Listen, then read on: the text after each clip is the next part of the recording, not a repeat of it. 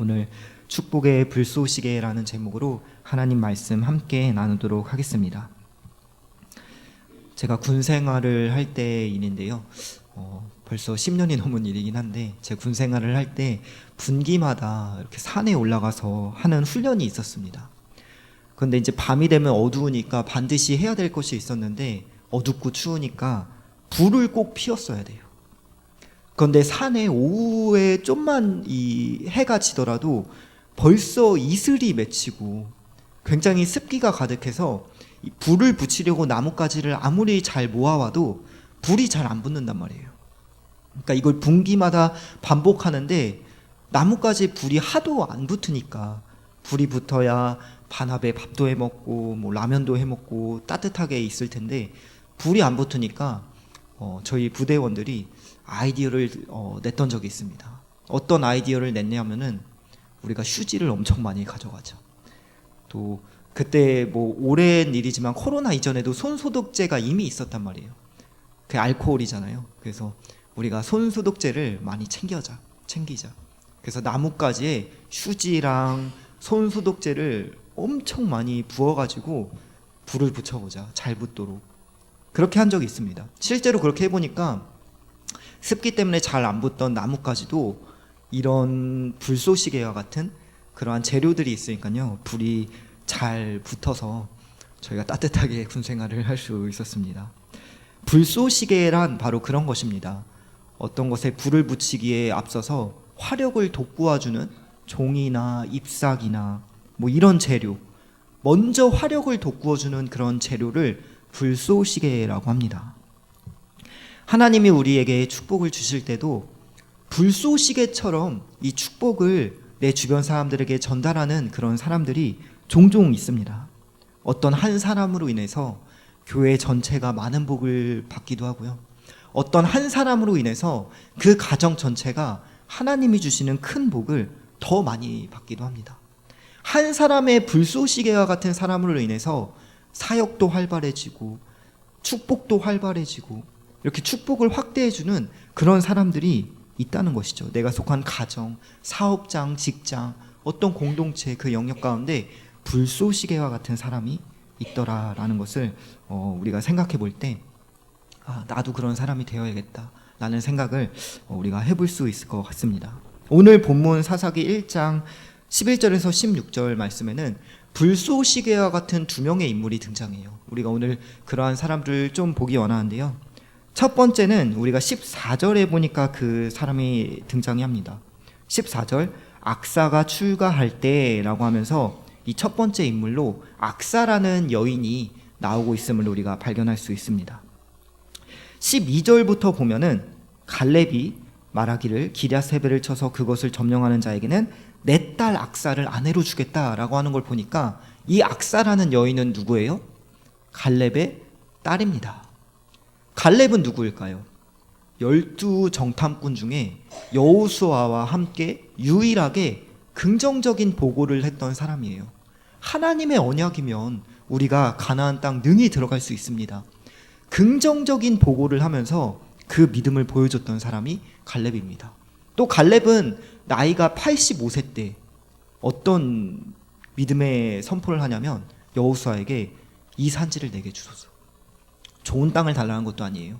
85세 잡수신 분이 평지를 주소서 이게 아니라 이 산지를 내게 주소서. 담대한 믿음의 주인공이 갈렙이었단 말이에요. 근데 갈렙의 딸이 악사래요. 그러면 이 딸은 무엇을 보고 배우고 자랐을까요? 아버지의 믿음을 아마 보고 배우고 그렇게 자라왔을 것입니다. 이 믿음의 사람, 담대한 믿음의 사람 갈렙의 딸과 같이 딸답게 오늘 이 악사는 굉장한 믿음으로 우리에게 좋은 영향력을 보여주는 그런 모습을 우리가 볼 수 있는데요. 우리가 말씀을 다시 보도록 하겠습니다. 14절 그 악사, 그녀가 나오는 거예요. 갈렙의 딸. 악사가 출가할 때 라고 이렇게 말씀이 시작됩니다. 그런데 이제 결혼을 해서 출가할 때 그의 남편에게 악사가 이렇게 청하는 장면이 이어지고 있습니다. 악사가 출가할 때 그에게 남편에게 청하여 자기 아버지에게 밭을 구하자 하고 나귀에서 내리매. 여기까지 볼게요. 악사가 결혼을 할 때 이제 아버지의 품을 떠나서 새로운 지역으로 이주하게 되는데 남편에게 뭐라고 하고 있죠? 우리 아빠한테 땅을 구하자, 밭을 구하게 하자라고 지금 무엇인가를 독려하고 있습니다. 그런데 그 독려를 하면서 지금 어떤 장면이 이어지냐면 나귀에서 내리는 거예요. 나귀에서. 여인이 지금 이렇게 나귀를 타고 다니는 모습을 우리가 발견할 수 있습니다. 사실 우리나라만 하더라도 한 이제 70대 권사님 세대만 하더라도 그렇게 운전을 하시는 분들이 많진 않았거든요. 그래서 종종 이 밖에 보면은 막 차 사고가 나면은 꼭 남자분들이 이런 말을 하는 걸 들은 적 있어요. 어릴 때 뭐 집에서 애 낳아볼 것이지 막 이렇게 비하하면서 많이 아마 들어보셨을 거예요. 비하하면서 막 여성분들이 운전하는 거를 우리나라 이야기입니다. 우리나라만 하더라도 그렇게 달갑게 여기지 않았단 말이에요. 사고만 나면 꼭 여자 탓으로 몰고 막 이랬던 것이 우리나라의 현실입니다. 우리나라에 한 30-40년 전만 해도 그런 문화가 있었는데 지금 이때는 고대입니다. 그 먼 옛날 고대 시대에 악사가 무엇을 타고 다닌다고요? 이 여인이 나귀를 타고 다니면서 담대한 모습을 보여주고 있어요. 그리고 또한 이 믿음의 아버지 갈렙의 그런 담대함을 이 악사가 배워서 남편에게 어떻게 했다고요? 우리 아빠한테 밭을 구하자, 독려하고 있는 거예요. 그냥 우리가 출가하는 게 아니라 우리가 뭔가라도 받아내야 되는데 밭을 구하자, 남편에게 굉장히 도전을 주고 있는 모습을 우리가 볼 수 있다는 것이죠. 그런데 오늘 14절에 이어지니까 이렇게 갈렙이 물어봅니다. 갈렙이 묻되 그래 네가 무엇을 원하느냐 하니 15절 이르되 내게 복을 주소서. 지금 악사가 얘기하는 거예요. 내게 복을 주소서. 아버지께서 나를 남방으로 보내시니 샘물도 내게 주소서 하매 갈렙이 윗샘과 아랫샘을 그에게 주었더라. 아멘. 오늘 이 악사가 아버지께 땅을 구하는데 그 땅이 어떤 땅이었냐면 샘이 있는 땅이에요. 내게 샘을 주소서. 아버지 내게 샘을 주소서. 그러니까 정리를 해보자면 남편한테 우리 아버지한테 밭을 좀 받아내라고 좀 해봐 라고 했지만 정작 아버지라고 하는 걸 봐서는 남편에게 독려는 했지만 자기가 말하고 있는 거예요. 주변에게 도전은 줬지만 행동하는 거는 솔선수범하는 거는 자기였던 거예요. 그리고 아버지에게 샘을 주소서, 샘이 있는 땅을 주소서 라고 요청하는 것을 봅니다. 그런데 갈렙이 윗샘만 주는 게 아니라 굉장히 흡족해하면서 아랫샘까지 그 땅을 갑절로 주는 모습을 볼 수가 있다는 것이죠. 오늘 악사가 요구한 이 샘이 있는 땅이 왜 중요하냐면 지금 이 악사가 출가하는 지역이 어디냐면 유다의 남방 지역입니다. 이 유다의 남방 지역은 네겝이라고 하는 지역인데 거기가 사막이에요. 사막. 물이 아예 없어요. 그러니까 이 사막에서 이 악사가 생존하기 위해서는 반드시 물이 필요했고 물이 있어야 이제 농사도 가능하고 목축도 가능하고 이 악사가 생존하기 위한 필수적인 것이 샘이 있는 땅이었다는 거예요. 그러니까 오늘 악사가 출가할 때 아버지에게 나한테 금을 주세요. 나한테 은을 주세요. 이런 돈을 달라는 게 아니라 우리 민족이 하나님이 언약하신 땅을 점령하기 위한 그 생존의 필수 요소. 물이 있는 땅을 주세요. 라고 했을 때 이 아버지인 갈렙이 굉장히 흡족해하면서 네가 지혜롭다. 네가 정말 탁월한 요구를 하는구나 라고 하면서 샘을 주는데 어떻게 준다고요? 윗샘만 주는 게 아니라 아랫샘까지 갑절로 주는 모습을 우리가 발견할 수 있다는 것이죠. 오늘 이렇게 악사라는 여인은요 나귀를 타고 다니고 남편에게 도전을 줄 정도로 굉장히 행동하는 믿음, 진취적인 믿음, 또 신실한 믿음으로 이렇게 가족에게도 사역의 불쏘시개 역할을 감당을 하고 또 축복의 불쏘시개 역할을 감당하는 것을 우리가 볼 수 있습니다. 아버지를 믿고 아버지에게 또 구하기까지 하는 그러한 신 여성의 모습을 우리가 볼 수 있다는 것이죠. 지금 이 시대가 언제일까요? 사사시대입니다. 사사시대. 사실 사사시대는 어떤 이야기가 펼쳐지냐면 하나님이 땅을 준다고 약속했는데도 못 받아먹는 남자들의 이야기가 펼쳐져요. 하나님이 이미 아브라함 때부터 넌 내가 지시할 땅으로 가라. 그리고 수많은 족속들과 이스라엘의 자손들에게 땅을 주겠다라고 약속했는데 사사시대에 오니까 이 족장들이, 이 민족들이, 이 남자들이 땅을 못 뺏어 먹는단 말이에요. 왜? 믿음이 없어서. 하나님이 주겠다고 하신 땅도 못 찾아 먹는단 말이에요. 그런데 오늘 비록 여인의 몸이지만, 연약한 여인의 몸이지만 아버지께 담대하게 땅을 구하는 그런 담대한 믿음의 여인의 모습을 우리가 오늘 볼 수 있다는 것이죠. 종종 우리가 분기별로 이렇게 작정마음 기도회를 드리는데 가끔씩 저한테 이렇게 여쭤보시는 분들이 있어요. 담임 목사님 설교가 왜 이렇게 길어요? 집에 빨리 가야 되는데 담임 목사님 설교가 왜 이렇게 길어요? 저한테 종종 물어보시는 분들이 있습니다. 저한테 물어보셔도 저는 사실 잘은 모릅니다. 근데 제가 알고 있는 것이 하나가 있어요. 왜 목회자가 앞에서 설교가 길어지고 말이 길어질까요? 성도들이 듣고 변할 거라는 믿음이 있기 때문입니다. 성도들이 듣고 변할 거라는 믿음과 애정이 있기 때문에 앞에 선 목회자는 내가 준비해온 것보다 말이 길어질 수 있어요. 그거를 여러분들이 정말 그 목회자의 마음을 잘 알아주셔야 돼요. 오늘 악사가 아버지에게 왜 땅을 구할 수 있을까요? 아버지에 대한 믿음과 신뢰가 있어서입니다. 하나님에 대한 믿음과 신뢰가 있어서입니다. 또 육신의 아버지 갈렙에 대한 믿음과 신뢰가 있었기 때문에 이 여인은 이것이 아버지 뜻에 어긋난 것이 아니라면, 하나님 뜻에 어긋난 것이 아니라면 오히려 하나님은 땅을 차지하라고 그 명령을 주셨기 때문에 그 뜻에 합당하다면 오늘 여인이 어떻게 한다고요? 애정과 믿음을 가지고 담대하게 구한다는 거예요. 남자들도 못하는 일을 이 여인이 지금 감당하고 있다는 것이죠. 오늘 이렇게 우리는 처음 불쏘시개와 같은 인물, 사역의 불쏘시개, 축복의 불쏘시개와 같은 인물로 악사라는 여인을 살펴보았습니다. 한 인물만 더 보기 원하는데요. 16절 말씀입니다. 16절 읽어볼게요.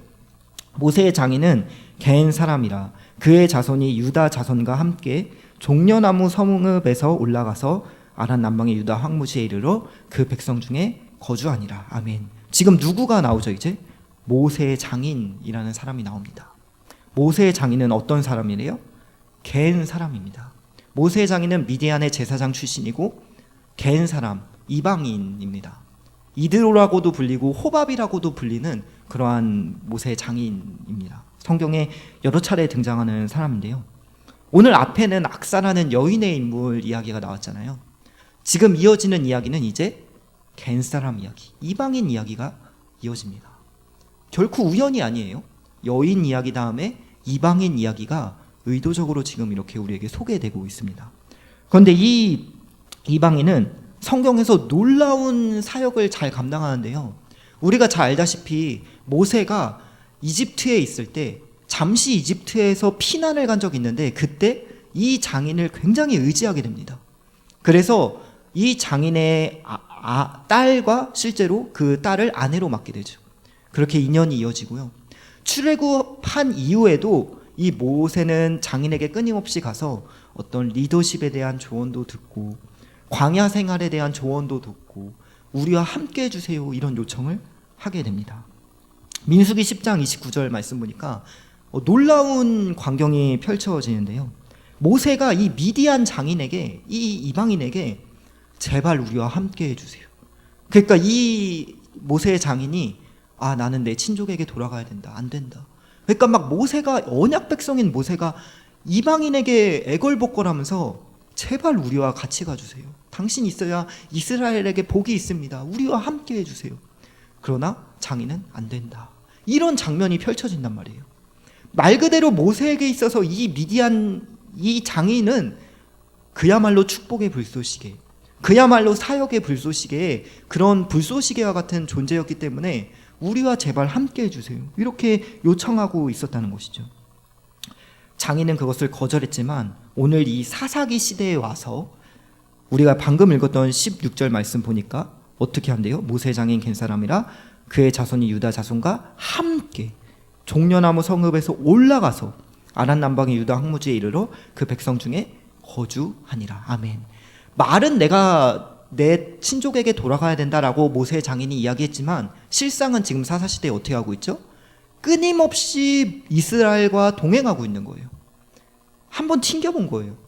실제로 행동은 언약 백성과 함께하는 믿음으로, 언약 백성과 동행하는 믿음으로 자리를 지켜주고 언약 백성과 함께해서 본인도 언약의 축복을 누리는 그러한 모습. 이 겐 사람 이드로의 아들들마저도 이스라엘 가운데 함께 거하면서 그 하나님이 예비하신 축복을 누리는 그러한 놀라운 모습이 오늘 펼쳐지고 있다는 것입니다. 축복의 불쏘시개 역할을 톡톡히 감당하면서 이스라엘과 함께 끊임없이 가나안 땅을 정복해 나아가는 이런 이방인, 그것이 오늘 이어지고 있다는 것이죠. 그러면 장인이 왜 나는 가야 된다라고 모세에게 말했을까요? 아마도 정신적으로 뭔가 좀 도전을 주려고 했던 것 같아요. 너네가 이제 자립을 해야 된다. 나한테만 의지하면 안 된다. 사랑하는 이 사위에게 자립심을 키워주고 독립심을 키워주고 정신적으로나 육신적으로 성숙하게 하기 위해서 아마 그랬던 것으로 보입니다. 제가 어릴 적에 참 좋아했던 영화가 있습니다.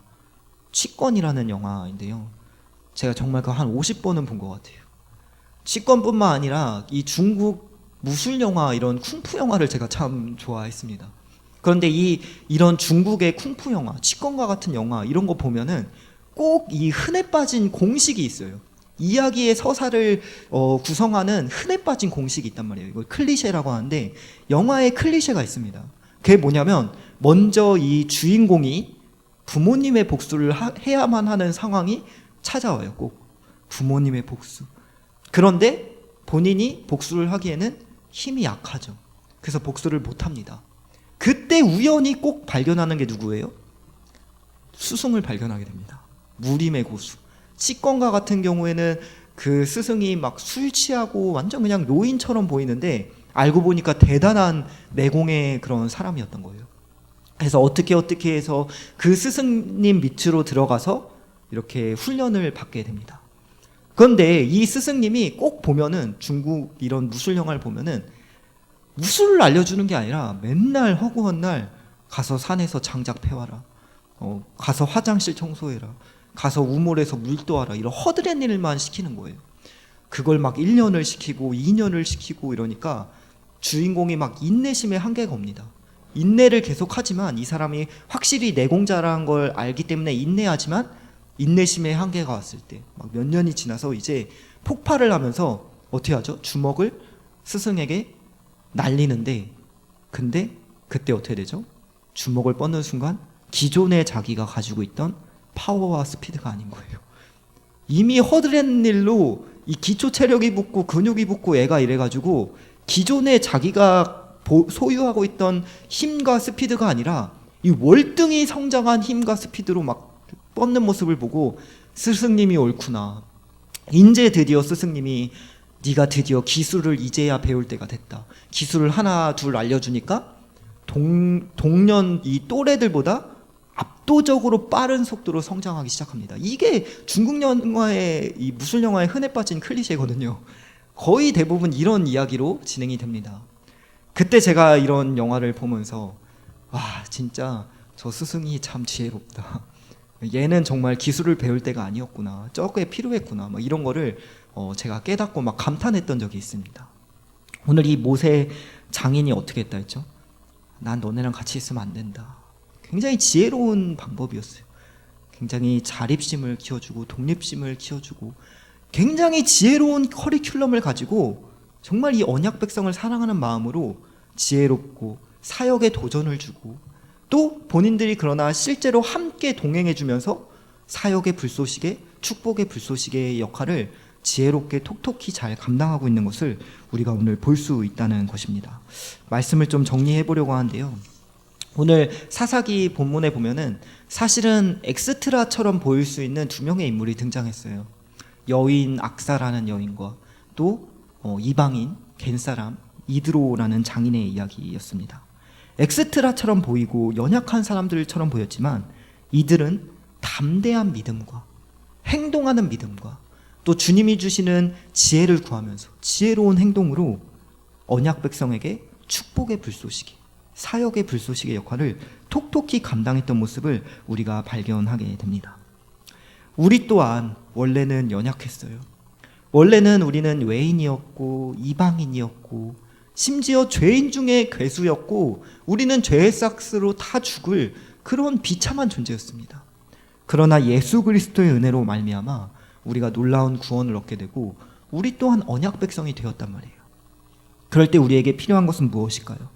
그 언약 안에서 담대한 믿음으로, 행동하는 믿음으로, 수동적인 믿음으로 내가 내 가정이나 교회에 어떤 영향력도 못 끼치는 사람이 아니라 내가 행동하는 믿음으로, 하나님의 뜻이라면 악사와 같이 아버지의 뜻이라면 담대히 구했던 것처럼 하나님의 뜻이라면 우리가 하나님께 담대히 구하면서, 그러면 꾸짖지 아니하시고 지혜를 부어주시고 성령을 부어주시는 하나님의 축복을 내가 누리면서 내가 속한 가정, 내가 속한 영역, 교회, 사업장, 직장, 이 모든 것에 우리가 축복의 불쏘시개, 언약의 불쏘시개, 사역의 불쏘시개 역할을 잘 감당해 가시는 그런 저와 여러분 다 되시기를 주님의 이름으로 축복합니다.